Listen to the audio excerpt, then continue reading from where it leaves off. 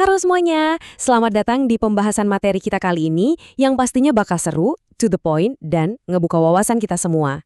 Pernah nggak sih kamu ngerasa serba salah? Di satu sisi pengen banget jadi orang yang tulus dan pemaaf, tapi di sisi lain ada rasa takut, nanti ujung-ujungnya dimanfaatin lagi nggak ya? Nah, hari ini kita bakal ngebongkar sebuah paradoks yang luar biasa menarik dari sumber materi kita, yaitu tentang gimana caranya kita bisa tetap jadi orang yang benar-benar baik tanpa harus berakhir jadi korban. Coba dengerin baik-baik kutipan yang jadi fokus utama kita hari ini. Jadilah orang baik dengan memaafkan orang lain, tetapi jangan jadi orang bodoh karena mempercayainya lagi. Wah, dalam banget kan? Coba biarin makna dari kalimat ini meresap sebentar. Ini tuh bukan cuma sekedar petuah biasa loh. Ini benar-benar sebuah panduan pragmatis buat mempertahankan kewarasan dan ngelindungin emosi kita di dunia nyata. Oke, berangkat dari kutipan tadi, kita masuk ke bagian pertama. Makna menjadi orang baik. Apa sih sebenarnya yang benar-benar dibutuhin buat punya karakter itu? Alih-alih ngasih definisi yang ribet dan akademis, sumber kita hari ini justru ngasih sebuah batasan yang sangat tajam dan lumayan bikin kaget. Nah, mari kita bedah langkah pertamanya. Penulisnya itu dengan tegas ngawalin instruksinya pakai kalimat, jadilah orang baik. Udah, gitu aja. Ini adalah sebuah kalimat perintah langsung. Menariknya, teks ini nggak nyuruh kita buat jadi orang yang sinis, bersikap dingin, atau berhenti peduli sama dunia. Justru sebaliknya, kita ditantang buat tetap ngejaga hati yang bersih dan niat yang baik. Tapi pertanyaannya, ngukurnya gimana coba?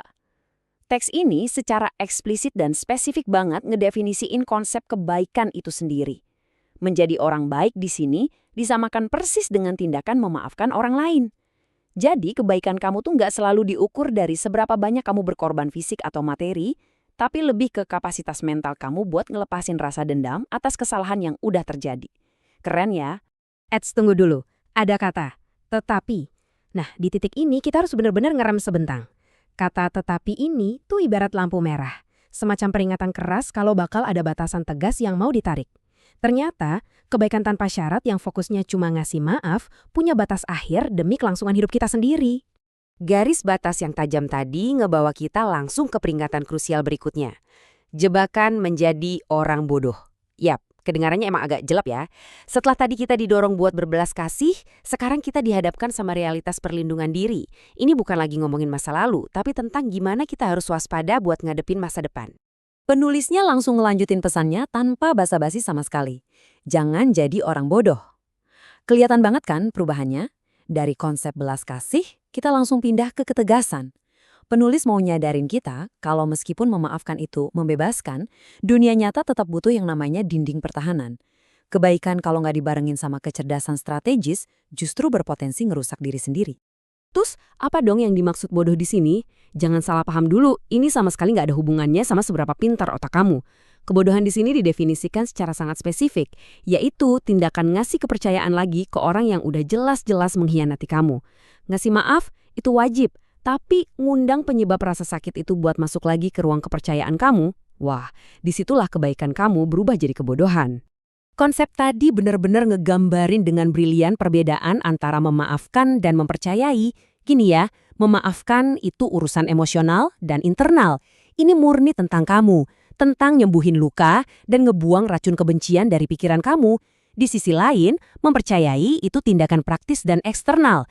Ini urusannya sama orang lain, tentang rekam jejak mereka dan nentuin siapa sih yang emang layak dapat akses balik ke hidup kamu. Dua hal ini mainnya di wilayah yang beda jauh. Kalau kita lihat perbandingan dua identitas ini, kontrasnya kerasa banget. Di satu sisi, kemauan kamu buat ngelepasin dendam itu bikin kamu tetap stay di jalur orang baik. Tapi hanya ketegasan logika buat nyabut kepercayaan itulah yang bisa jadi tameng biar kamu nggak kepleset jadi orang bodoh. Jadi, kamu tuh nggak disuruh milih salah satu loh. Dua-duanya harus dipakai barengan buat jadi instrumen kendali di hidup kamu. Intinya, semua pembahasan kita bermuara ke filosofi dua langkah yang super praktis ini. Langkah pertama, maafkan orang lain.